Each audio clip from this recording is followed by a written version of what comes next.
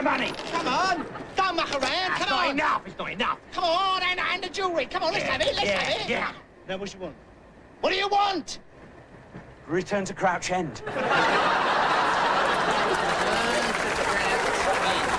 All right. All together now. On police, draw gun, stop or on fire, raise gun, 2, 3, cock, fire. 2, 3, he gave a clear indication he was going for his gun, your worship. Raise and salute. 2, 3. A stunning achievement, this shot of Canadian geese in flight. A landmark in television wildlife photography. Roger Gibbs is a special photography expert for Oxford Scientific Films. Hello, Roger. How do you even begin to go about getting a shot like that? Well, now you're asking, obviously. Obviously, for that last shot, we actually had to be up in the air. Right, with yes. them. And then the rest was, well... Right, yes. Now, in the film, it actually looked as if it was flying. Flying, It yeah. was flying, yeah. Well, moving on to another clip. Well, this shot is absolutely fantastic. It's more of a sort of camera process, that one, is it? Not so, actually, David. No. It does require a bit of imagination, this one, but if you just lie down on the grass... What, here, just down here? Just lie down. Right. That's right. You're looking up, you're the camera, you're looking up towards the sky. Yes. And, yeah. OK? Now, how about this? See the clouds scudding there. That's fantastic. Yeah. See? And it actually took 15 men and 27 packets of cotton wool to get that last effect. Well, I can believe it. So, moving on. I've been composing film scores for almost 30 years now. Back in the 60s, I worked for Lean and Hitchcock and Kubrick, you name them. They loved my music. Then, in the 70s, I don't know what it was, really. Fashions changed and nobody wanted to know. Well, it's been uphill ever since. Mr. Rogers, if you'd like to come this way, Mr. Attenborough will see you now. Pleasant journey? I worked with Dickie many years ago, so I feel quite optimistic. I may be old-fashioned, but I've always believed that nothing beats a good tune, and I know Dickie feels the same. Because we can finance the Northern American end of the picture with a negative pickup deal. But we'll have to... Stanley Rogers, how are you, darling? Long time no see. Gentlemen, may I introduce one of the greats, Stanley Rogers. Have you read the script, Stan? I have, Dickie. I think it's very moving. Thank you, darling. It's obviously, it's just rough at the moment, you know, but this is the main thing. I was walking down the beach one fine day, feeling a little bit randy. Who did I see coming my way if it wasn't me old mate Gandhi? If it wasn't me old mate Gandhi, I was walking down the beach on another day and my toes were getting sandy. Oh, did I see swimming in the sea if it wasn't me old mate Gandhi? If it wasn't me old mate Gandhi. Obviously, I'll do the orchestral arrangement, you know, to sort of beef it up a bit. Yes. Dickie liked it, I think. But apparently Ben Kingsley can't sing for Toffee, and as I've never composed anything for the sitar, that was that, really. Excuse me, Mr. Rogers. I've never worked with Cubby before, but Harry and I are old chums. Jane, I want you to hold all calls. I have Mr. Stanley Rogers with me. Cubby, this is Stanley Rogers. Yeah, it's a great honor, Stanley. I hope you like it. She looked at me across the table. I said, don't be a brazen pussy. She said, do you know who I am? I said, yes, you're Octopussy. She said, I don't like lobster. I said, don't be so fussy. She said, do you know what my name is? I said, yes, it's Octopussy.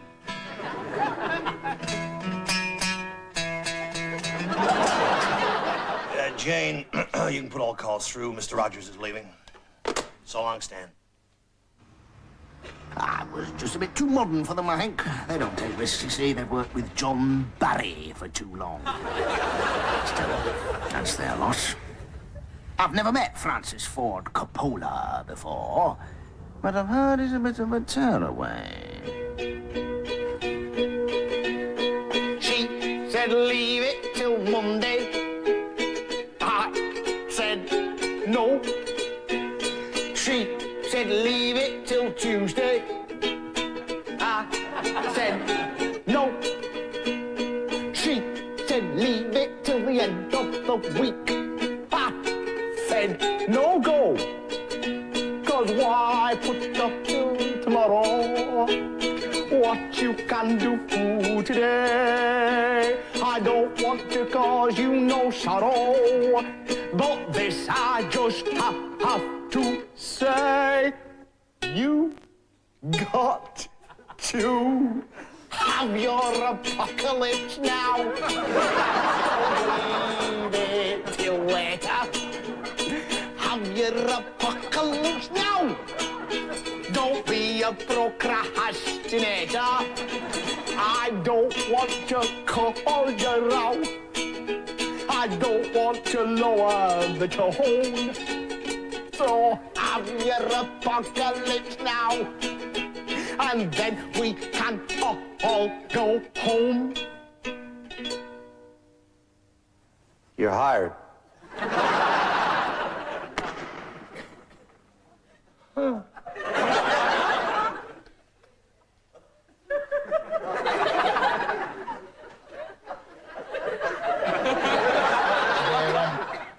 Is there something up then?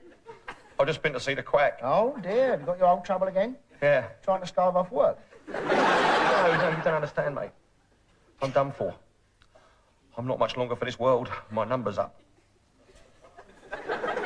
What, you mean you're ill? Yeah. Yes, I'm ill. I didn't know you were sick. I mean, you look terrible, but I didn't know you were sick. You always look terrible, don't you? Well, you know those pains I've been getting in my back? No. Well, I've been getting these pains in my back, and they have diagnosed them now as twinges. Twinges? Yeah, fatal twinges. Is that right? Is that what you got? Yeah. Twinges. Yeah. Twinges coupled with shooting pains, tremulous palpitations, and chronic drowsiness. Oh, well, you ought to see a doctor then. I have seen a doctor. Oh, yeah. I went down to the health centre. I saw Frobisher. Oh, yeah. What did he say? He said he couldn't help me. He's a terrible doctor, isn't he? Lousy. What's his no good at all? Lousy. Is that all he said? I mean, you should have asked for a second opinion. Well, I did. And? He said I was a work shy layabout. Yeah, well, that's another way of looking at it, I suppose. Is that He all? did. Well, he did all the usual Yeah. stuff. He told me to give up smoking and all that. Yeah. Did you? Well, while he was examining me, yeah. But, I mean, it's ridiculous, isn't it? I mean, 8 years at medical school, drinking all those gallons of beer and playing rugby, and that's the best they can come up with. Oh, no, give up smoking. What do they know? They don't know nothing, these doctors. Anyway, I went down to the new surgery at the bottom of the hill. Yeah. And I saw the doctor there. He's a nice bloke, Dr. Locum. Yeah. He was, and what did he I say? said to him, I said to him straight. Yeah. I said to him straight, Doc, how long have I got? What did he say? 2 minutes. 2 minutes? Well, the surgery was full. I mean, there are hundreds of people waiting to see me. Yeah. Anyway, he's sending me for some tests. Not tests. Yeah. Oh. You know, with a specialist. What, a specialist in twinges? A specialist. Yeah. Well, I mean, apparently the top man. Oh, well, that's the worst thing you can possibly hear, isn't it, eh? Why? Well, I mean, you go see the top man, think about it. They're not getting old Sir Willoughby, what's his name, off the golf course just to look at any old rubbish, are they? I mean, you've got something dreadful with you. You're doomed, mate, you're doomed. Where are you going? Peckham General. Not Peckham General! Not Peckham General! Peckham General! What's wrong with Peckham? Listen, mate. Listen, my brother-in-law, right? Yeah? He tells me that Peckham General is the filthiest hospital in the country. Well, what does your brother-in-law know about it? He's the head cleaner. Oh. I I wouldn't go in Peckham General if you paid me. Well, they did pay you. You was a porter there for 4 years. But I didn't go in there. No, did I? you didn't. No, that's true. That's true. Oh, I tell you, mate, whatever you do, all right, whatever you do, you'll be all right, but if they tell you, right, yeah, they're putting you on Primrose Ward, don't go there, don't go there, don't go there. Why not? That Primrose Ward, death row, mate. Yeah, nobody ever comes out of Primrose Ward alive. What, nobody? Well, some of the nurses occasionally, yeah. And that is the holding bay for the mortuary, Primrose Ward. Hold on, Rick. Yeah, I'm only going there for a scan. Not a scan? There's nothing wrong with a scan. Oh, my God. No, go for the barium meal, mate. It's about to go for the barium meal. How do you know about it? Well, I've had more barium meals than you've had hot dinners. Well, yeah, but with that barium meal, you have to drink all that nasty, horrible white gluck stuff. Yeah, it's horrible, that. Well, it's a treat after the hospital food, mate. I can tell you. No, that's it. I mean, it's a little bit of a problem, you know, like with the other, you know, when it comes, you know, out the other end, sort of thing, you know. Why? Well, I mean, it goes in like liquid clay and comes out like a 64-piece earthenware tea set.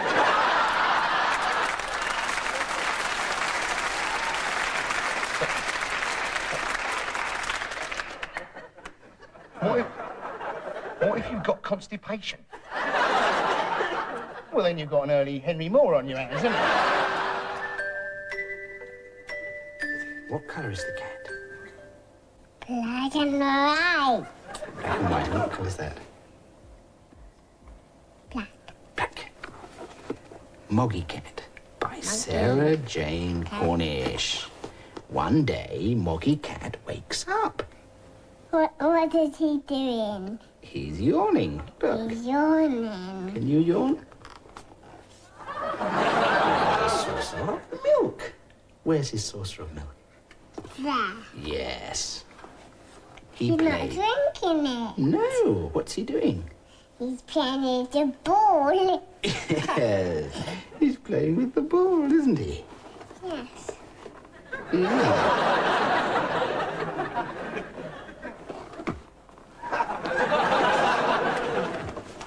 Yes. A snip at 4:50. And here are some late racing results. The 2 o'clock, Gilby Vintner's Novice Chase. First, number 12, Desert Flower, 6-1. Second, number 15, Princeton Boy, 2-1 favourite. And third, number 4, Mr. Halib's Delight, 11-4. 12 ran. The 2:30, Seagram Maiden Chase. First, number 7, Bowel Movement, 7-2. Second, number 14, Slap My Thighs with a Large Banana, 11-1. And third, number 8, Saturated Elephant Skipping on a Ford Sierra. Ah, yes, is he cool? Colhoun, 15-2. 10 ran. The 3 o'clock, Lambert, Parker and Gaines Handicap Chase. First, number 6, 5-1. Second, number 13, 7-4. And third, number 9.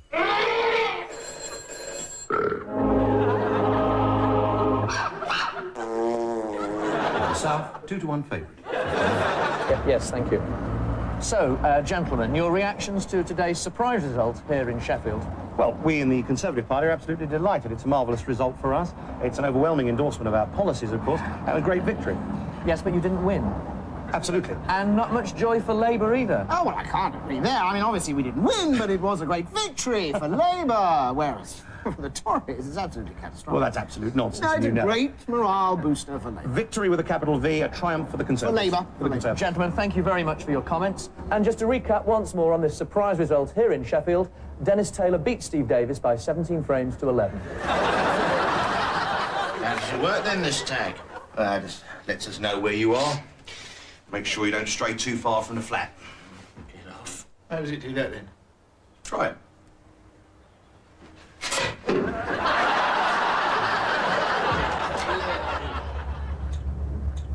Have you got the time at all?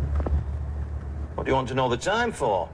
Well, I'm hoping to catch the London train. Well, what do you want to go to London for? Nice up here, isn't it?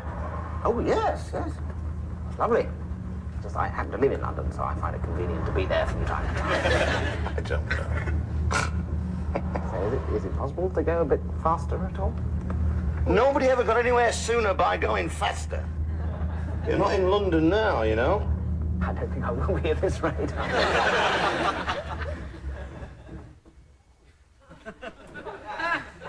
Just stop. There's nothing clever about going forward, you know. No, but I thought... Well, don't do all this thinking. You're not in some namby-pamby, ooh, I must have a think southern city now. Slow down. Yes, I'm not sure we can actually go much slower. We are very slow. Do you think we should call a garage? A garage? There's nothing wrong with my car, lad. Right, well, then, could we go forward? After I've rebored the pistons and drained the sump, yeah. Look out. What do I want to look out?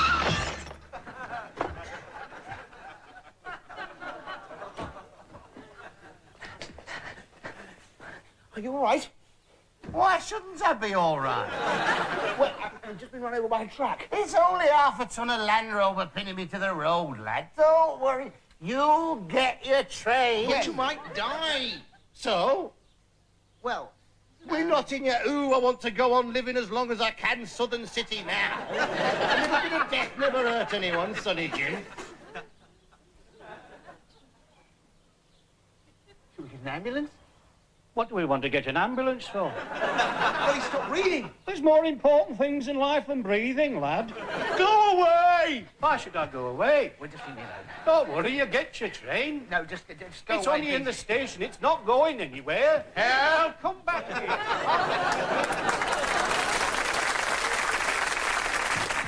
Actually, tonight is in fact rather a special night for us, ladies and gentlemen, because tonight is an anniversary. It's actually 10 years to the day that Smudger and I first worked together. 10 terrific years. And we find it absolutely incredible. We should be sitting here. A whole decade, eh? I'm so sorry. Sorry. Are you actually going to do that? What, get off my stool, you mean? No, I mean all this. What all this what? Well, all this groping thing. Grope? What do you mean groping? I mean, are you going to fondle me with your big sweaty paws in a filthy and lascivious manner? Hey, come on, loosen up, man. Please! Leave it. Just get back to your own... Stop invading my space, will you? What is wrong? Do you know, I don't believe... I've never noticed this before. You really don't like me touching you, do you? Do you? No, don't. No, you don't. You don't. It's because you're Welsh, isn't it? Oh, don't be ridiculous!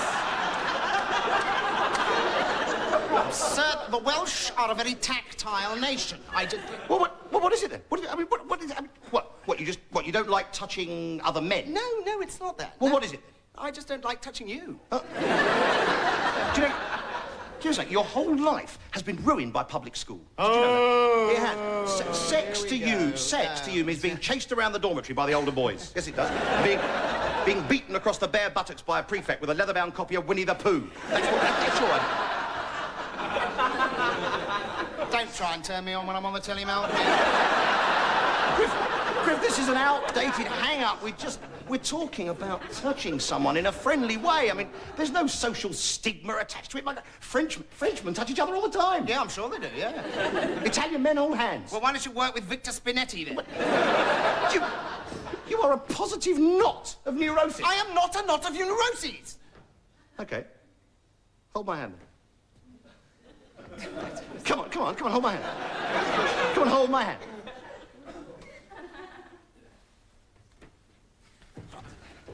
If it keeps you happy.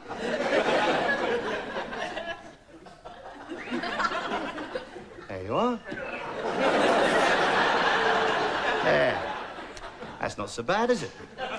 It's friendly. It's natural. Yeah.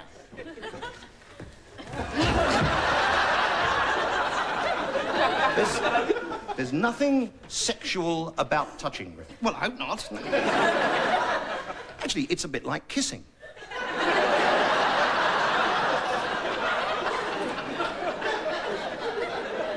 There's nothing sexual about kissing. No, male kissing has no sexual connotation whatsoever. Ridiculous, of course it does. No.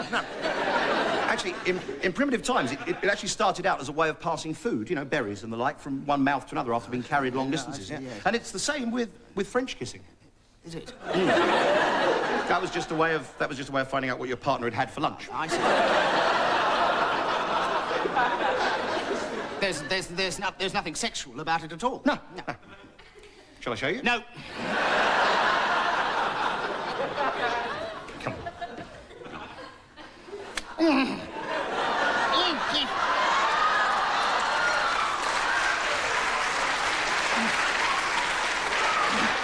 have got to open up, Griff. Open up.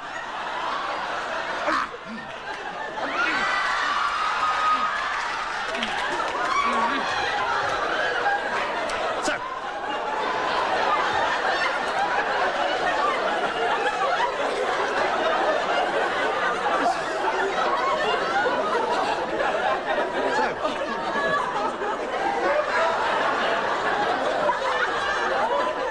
What did you think? Tiramisu, wasn't it? It was tiramisu.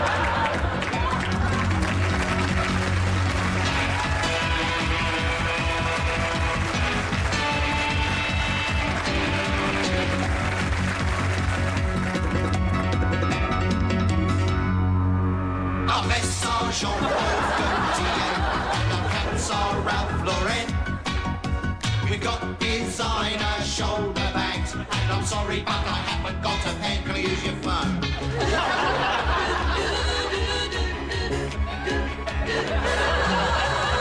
Bicycle boys, and we're all around town, ferrying a lot of little packages around, sweeping in and out of the traffic as we pass, just ringing on our bells and wriggling our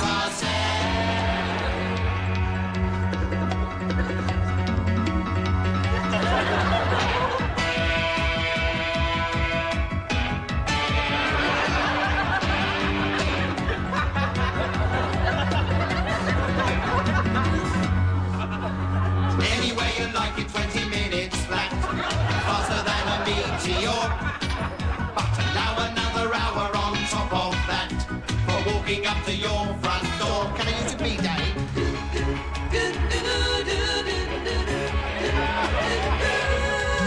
We're a bicycle boys and we're strutting our stuff, acting really wicked and looking really tough.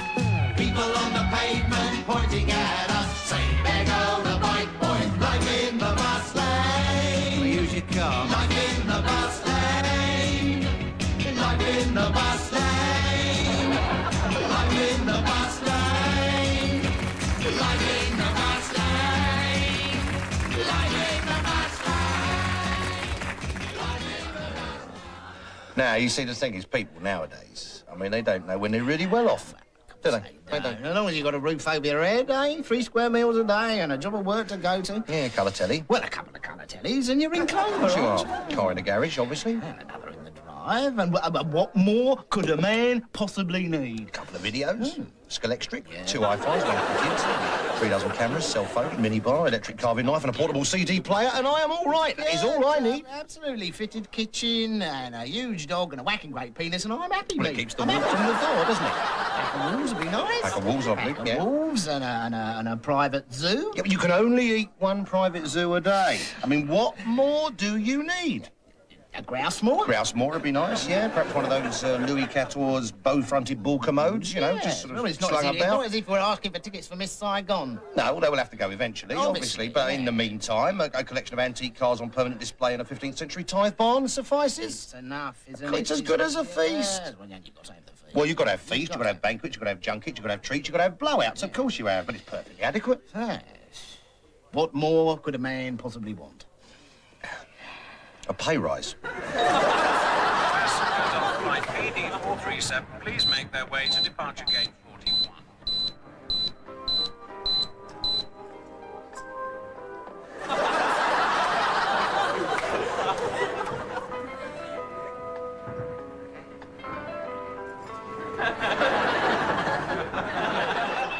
Hi, I am Chief Ramiro de Cuela of the Brazilian Police Force, Plainclothes Department.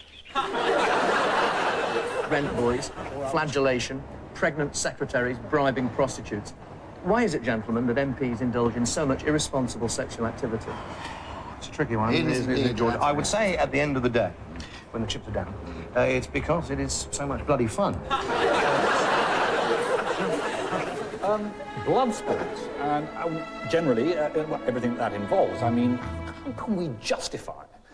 You know, well, I'm trying to say here, well, individually, of course, you know, and as a group.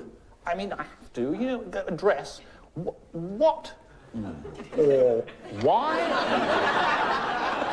No, what?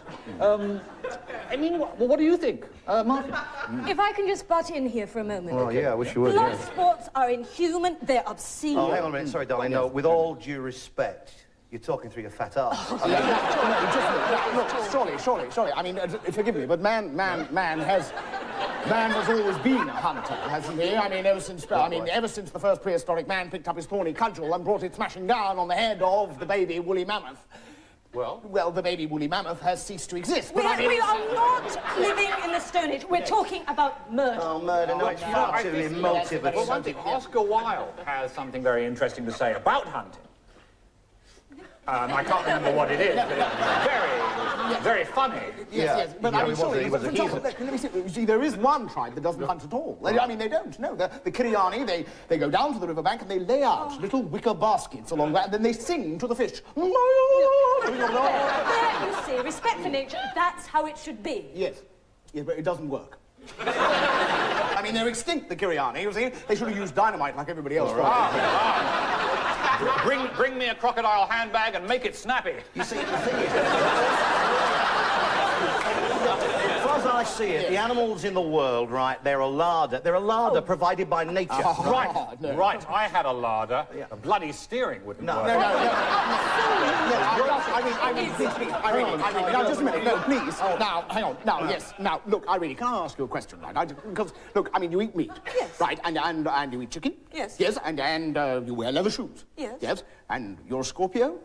Yes. Didn't I meet you at a party in Cricklewood? I don't eat fox. Well, you should do. It's delicious. I mean, they do it at Sainsbury's now, I believe. You get little pieces of fox in a special sauce. It's, what's it called? Chinese chicken, I think, but No, it's pathetic. Well, you would do, obviously. Grown man, so-called civilized adults chasing poor defenseless creatures halfway across the countryside in order to trap them under a thorn bush and have 75 blood-crazy hounds rip them limb from limb. It's only a bit of fun. Man is the only animal that kills for pleasure. That's right. Man is the only animal that kills between meals. That's right. Man is the only animal that plays golf. This is all. That's right. Isn't that the ultimate quarry? Isn't that the ultimate quarry, man? Oh, really? You've hunted a man, have you? No, not exactly. No, but I mean, when in France, you see, was trying to get out of Chad in '63, and they asked me to go in and take out the main man. You actually killed him? No, I took him out. We went out to a little Indonesian restaurant. And we had Chinese chicken. It was right. It tasted like fox. So to sum up, if I may, I think what we're all trying to say here, well, apart from Irene, of course, and yourself, and you, is that, I'm sorry, my train of thought's completely gone. What were we talking about? Smith and Jones have gone again. Wasn't it amusing what they did just then? They made us chuckle, ho, ho, ho, with the television show. They got us by our funny bones. Those comic pranksters, Smith and Jones. They did their skits with such a... Smith and Jones continues next Monday at 9:30. And there's more comedy later tonight when Tim Brooke-Taylor stars as a man whose housebound wife writes a steamy bestseller. Join us for You Must Be the Husband tonight at 11:35. Stay with us now for English Soccer. They made us happy, they made us grin, so do us. If you've been tuning in, replace the receivers on your telephones because that's your lot.